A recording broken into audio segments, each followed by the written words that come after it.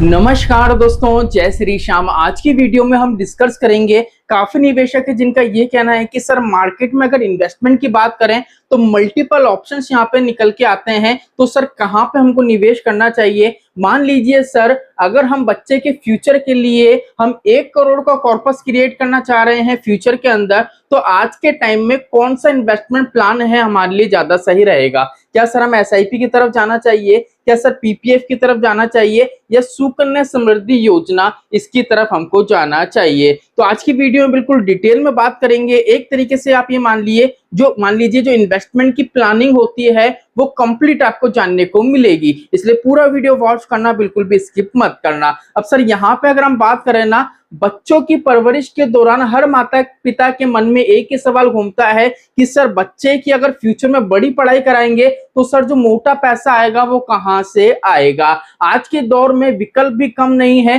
कोई कहता है बिटिया के लिए सुकन्या समृद्धि योजना ले लीजिए, कोई बोलता है पीपीएफ अकाउंट में पैसे डालिए, सुरक्षित होता है, कोई म्यूचुअल फंड की बात करता है, कोई एनपीएस की बात करता है। मल्टीपल ऑप्शन सर यहाँ पे हमको देखने को मिलते हैं, लेकिन क्या ये सभी विकल्प वाकई में आपके बच्चे की हायर एजुकेशन के लिए की जरूरतों को पूरा कर सकते हैं या नहीं। तो डिटेल में अगर हम देखें तो सर सबसे पहली बात तो है, आप जो भी इन्वेस्टमेंट करना चाह रहे हो ना, उससे पहले आपको ये देखना पड़ेगा सर महंगाई, इन्फ्लेशन।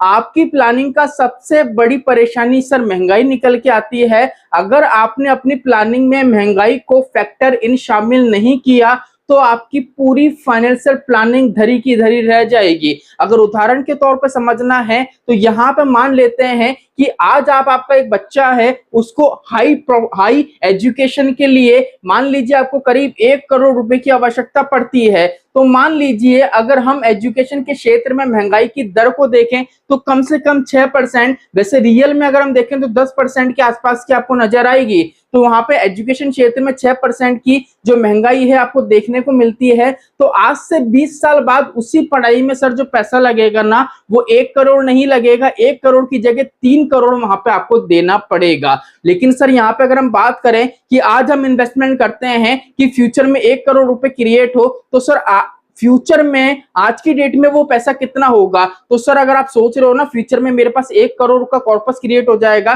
तो आज की डेट में सर जो 30 लाख की वैल्यू है ना, वो ही उस टाइम 1 करोड़ की वैल्यू होगी। इस चीज को अच्छे से अपने माइंड में आप घुसा लीजिए, समझ में आ गई। चलिए अब यहाँ पे देख लीजिए, वही है असल में एजुकेशन के क्षेत्र में महंगाई दर कभी भी 10% से ऊपर चली जाती है। तो इसलिए किसी भी प्रोडक्ट को चुनने से पहले यह देखना जरूरी है कि क्या वह महंगाई को पछाड़ कर आपको ज्यादा रिटर्न दे पा रहा है या नहीं। अब यहाँ पे डिटेल में हम बात करेंगे। सबसे पहले आपको ये देखना है कि सर इन्वेस्टमेंट तो सभी करते हैं, ठीक है, लेकिन सिस्टमेटिक तरीके से करना है। और इन्वेस्टमेंट करने से पहले काम आपको करना पड़ेगा, जिसकी हम बात करेंगे कि सर निवेश से पहले सुरक्षा का कवच जरूरी है। एक कवच आपके पास होना चाहिए जिससे सर फ्यूचर में जो प्लानिंग करी है ना वो खराब नहीं होनी चाहिए। जिसके लिए अगर हम बात करें, निवेश की चर्चा करने से पहले 2 चीजों के बारे में बताया है जो हर माता पिता के लिए अनिवार्य है। यह इन्वेस्टमेंट नहीं बल्कि सुरक्षा है।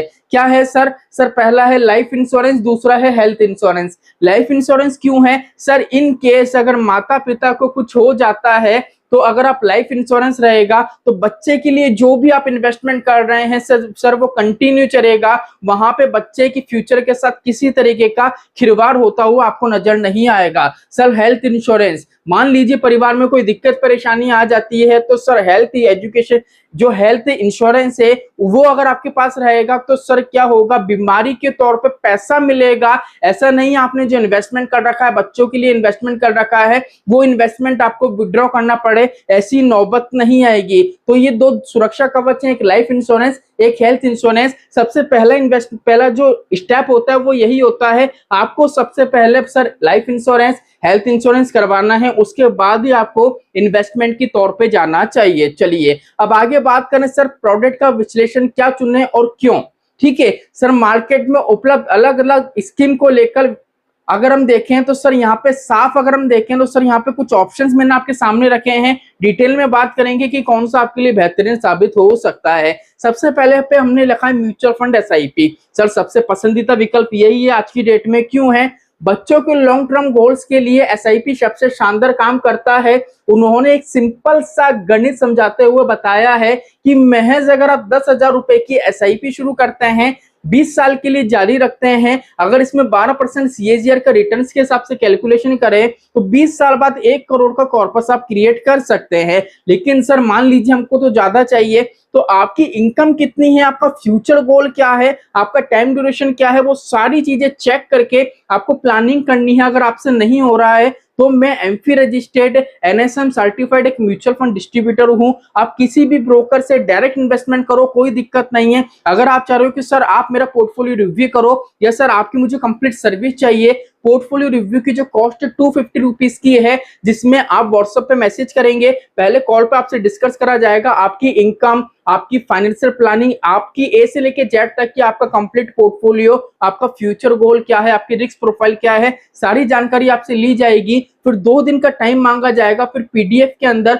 आपको आपका पोर्टफोलियो रेडी करके दिया जाएगा, फिर वापस से एक बार कॉल पे डिस्कस करके कंप्लीट आपको पोर्टफोलियो समझाया जाएगा। प्रोसेस काफी लेंथी है और मैं रजिस्टर्ड पर्सन हूं, इसलिए यहाँ पे मिनिमम से मिनिमम कॉस्ट रखी है 250 रुपीज की। अगर आप मेरी बाकी की सारी सर्विस लेना चाहते हैं तो मैसेज कर देना, उसी टाइम में आपको बता दूंगा। मेरी जो सर्विसेज होती है वो लाइफ टाइम की होती है। कॉस्टिंग की बात करूं तो ये मान लीजिए ना के बराबर है, आप व्हाट्सएप पे मैसेज कर सकते हैं। अब यहाँ पे अगर हम बात करें, मान लीजिए सर अगर आप स्टार्टअप एसआईपी करते हो, 10% का भी करते हो, तो जहां आपका 1 करोड़ का कॉर्पस क्रिएट हो रहा था, वहीं सर आप फ्यूचर में 2 करोड़ का कॉर्पस भी यहाँ से क्रिएट कर सकते हो। इसके बाद यहाँ पे ऑप्शन निकल के आता है सुकन्या समृद्धि योजना। अब सर यहाँ पे हमने देखा है, हमने तो इंडिया में यही सुना है कि सर अगर बेटी हुई है तो वहां पे सुकन्या समृद्धि योजना है वो आप कर लीजिए। लेकिन सर आपने देखा है, आप गूगल करके देखना, सुकन्या समृद्धि योजना जब मार्केट में लॉन्च हुई थी उस टाइम इसका रेट ऑफ इंटरेस्ट क्या था, और जब से लेके अभी तक में अगर आप हर साल देखोगे तो रेट ऑफ इंटरेस्ट से वो डिक्रीज होता हुआ आपको नजर आएगा। अब यहाँ पे ये चीज देखिए, सुकन्या समृद्धि बिटिया के लिए एक फेमस स्कीम है जिसमें लगभग 8% का रिटर्न आपको देखने को मिलता है और धीरे धीरे डिक्रीज हो रहा है। लेकिन आप ये सोचो सर, एजुकेशन की महंगाई है वो 10% के करीब देखने को मिल रही है, और हमारा जो प्रोडक्ट है जिसमें निवेश करने की सोच रहा है वो 8% का रिटर्न यहाँ पे बता रहा है। तो सर 2% का तो ऑलरेडी लॉस देखने को मिल रहा है, इन्फ्लेशन ही सेट नहीं हो पा रही है, तो सर ये कहां से हमारे लिए एक बेहतरीन ऑप्शन होगा। और यहाँ पे अगर हम देखें तो सर 15 साल का लॉकिंग पीरियड भी देखने को मिलता है जो बिल्कुल सही नहीं रहता है। यही अगर हम म्यूचुअल फंड की बात करें तो सर सबसे आसान है, क्योंकि लिक्विडिटी की प्रॉब्लम नहीं आती है, कभी भी पैसा डालो कभी भी पैसा निकालो। और सर सेकंड चीज क्या है, डाइवर्सिफिकेशन देखने को मिलता है। एक फंड में निवेश करते मल्टीपल सेक्टर्स में आपका पैसा निवेश होता है, मतलब एक स्कीम में पैसा निवेश करना है, और मार्केट में काफी ऐसे स्टॉक्स हैं जहां पे आपका पैसा छोटे छोटे रूप में निवेश कराया जाता है। इसके बाद देख लीजिए, अगर यहाँ पे हम बात करें, देख लीजिए जो मैंने आपको बताया था सुकन्या समृद्धि योजना का, एजुकेशन की महंगाई जब 10% से ऊपर हो तो 7 से 8% देने वाले प्रोडक्ट आपकी जरूरतों को पूरा नहीं कर पाएंगे। इसके साथ ही इसमें लॉकिंग पैसे निकालने पर पाबंदी भी परेशानी होती है, इसलिए बच्चों की शिक्षा की जरूरत कभी भी आ सकती है। ऐसे में लॉकिंग वाले प्रोडक्ट थोड़ा बाधा बन सकते हैं। अब समझ में आ गया होगा आपको, 2 चीजें क्लियर हो गई होगी, म्यूचुअल फंड एसआईपी और सुकन्या समृद्धि योजना, दोनों में से ऑटोमेटिक समझ में आ गया होगा कौन सा बेहतरीन है। तीसरा बात करें एनपीएस। सर एनपीएस की बात करें तो एक बहुत ही अच्छा विकल्प है, लेकिन सर लॉकिंग बहुत ज्यादा होता है। ये क्या होता है, पहले तो ये समझो, एक ये इस तरीके का इन्वेस्टमेंट होता है जिसमें क्या होता है, आज माता पिता किसी भी बच्चे के लिए स्टार्ट करते हैं इसको, लेकिन वो बच्चा जब 60 साल का हो जाता है उसके बाद पेंशन के रूप में उसको पैसा मिलता है। तो यहाँ पे देखो, अगर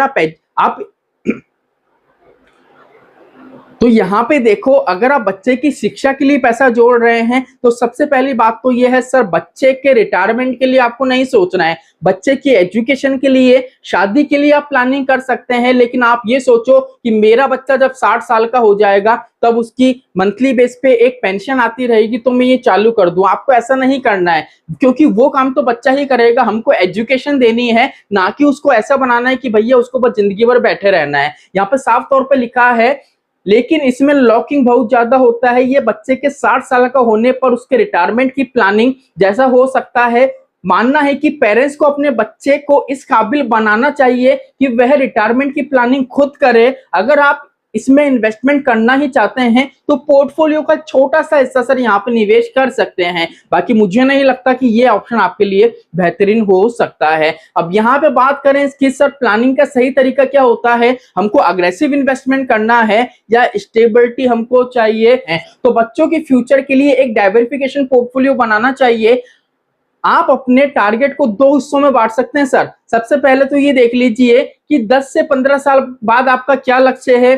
जैसे बच्चों की हायर एजुकेशन के लिए पैसा चाहिए। लॉन्ग टर्म का लक्ष्य क्या है, जैसे बच्चों की शादी। जैसे मान लीजिए आपका कोई गोल है कि 10 साल बाद है, कोई दूसरा गोल है 15 साल बाद है, कोई तीसरा गोल है वो 20 साल बाद है। तो वहां पे आपको ये देखना है कि सर जितना मेरा टारगेट है, जैसे मान लीजिए कोई गोल है मेरा 20 साल बाद है, तो सर वहां पे क्या है टाइम पीरियड बहुत लंबा है, तो सर वहां से मार्केट से मैं अच्छा खासा रिस्क ले सकता हूं। इसका मतलब सर पोर्टफोलियो है ना काफी ज्यादा अग्रेसिव में बिल्ड कर सकता हूं। यहाँ पे लिखा है लॉन्ग टर्म लक्ष्य, जैसे बच्चों की शादी। देखो आपका गोल जितना दूर होगा असल में आप उतने ही अग्रेसिव, ज्यादा इक्विटी रिस्क लेने वाले, ज्यादा रिटर्न देने वाले ऑप्शंस को चुनेंगे। लेकिन जहां आपका ड्यूरेशन कम है, जैसे मान लीजिए आपका गोल कोई 5 साल बाद का है, तो आप ऐसे फंड में निवेश करेंगे जहां पे थोड़ा क्या हो सर स्टेबिलिटी आपको मिल सके। यहाँ पे लिखा है आप अपने पोर्टफोलियो को सुरक्षित विकल्प बना सकते हैं। जैसे जैसे टारगेट करीब आएगा आप आपका जो पोर्टफोलियो है उसको स्टेबल बना सकते हैं। ऐसे फंड में निवेश करेंगे